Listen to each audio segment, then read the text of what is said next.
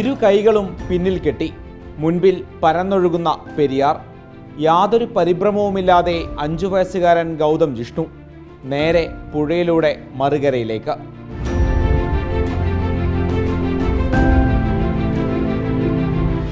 പരിശീലകനായ സജി വാളാശ്ശേരി കയ്യെത്തും ദൂരത്തുണ്ട്.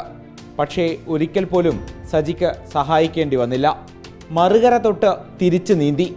കൈകൾ പിറകിൽ ബന്ധിച്ച് ഗൗതം നീന്തിയത് 780 മീറ്റർ ദൂരം. 50 മിനിറ്റുകൾക്കുള്ളിൽ ലക്ഷ്യസ്ഥാനത്തെത്തി.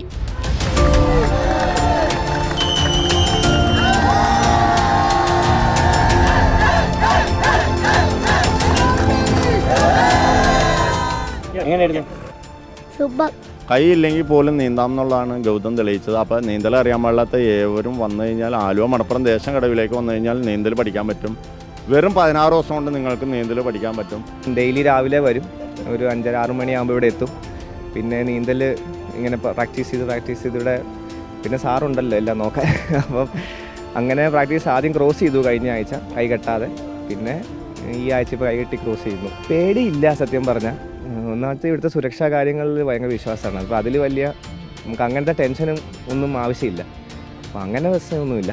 അവൻ രാവിലെ എണീറ്റ് ഇവിടെ വെള്ളത്തിൽ ചാടാൻ ഭയങ്കര ഇഷ്ടമാണ്. രാവിലെ എണീറ്റുണ്ടെങ്കിൽ വെള്ളത്തിൽ ചാടുക എന്ന് പറയുന്നതാണ് ഭയങ്കര ഇഷ്ടമാണ്. അപ്പോൾ പിന്നെ കുഴപ്പമില്ല, വിളിച്ചാൽ ഉടനെ ഇങ്ങ് പോകുന്നുള്ളൂ. നന്നായിട്ട് പേടിച്ചിട്ടുണ്ടായിരുന്നു. പക്ഷേ ഇവിടുത്തെ വലിയ വിശ്വാസമില്ലാഞ്ഞിട്ടല്ല, പക്ഷേ നമുക്കൊരു ഉള്ളിനുള്ളിലൊരു പേടി ഉണ്ടാവുമല്ലോ. പേടിച്ചു. എനിക്ക് ഇന്നലെ ഭയങ്കര ടെൻഷനായിരുന്നു. ഇന്നിപ്പോൾ ഇവിടെ എത്തിയപ്പോൾ പിന്നെ ദേഹം ഉണ്ടല്ലോ, അങ്ങനെ ഒരു ഇതുണ്ട്. പിന്നെ ഇവൻ ഇന്നലെ ഒന്ന് വീണു, ഇന്നലെ കാലയിൽ ഇച്ചിരി ഇതൊക്കെ ഉണ്ട്, അതുകൊണ്ട് ഭയങ്കര ടെൻഷൻ ഉണ്ടായിരുന്നു.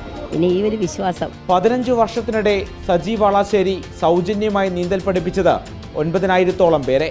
കുഞ്ഞുങ്ങളും വയോധികരും ശാരീരിക വെല്ലുവിളികൾ നേരിടുന്നവരുമുണ്ട് ഇക്കൂട്ടത്തിൽ. എല്ലാവരും നീന്തൽ പരിശീലിക്കൂ എന്ന സന്ദേശവുമായാണ് 5 വയസ്സുകാരൻ സാഹസികമായി പെരിയാർ നീന്തിക്കടന്നത്.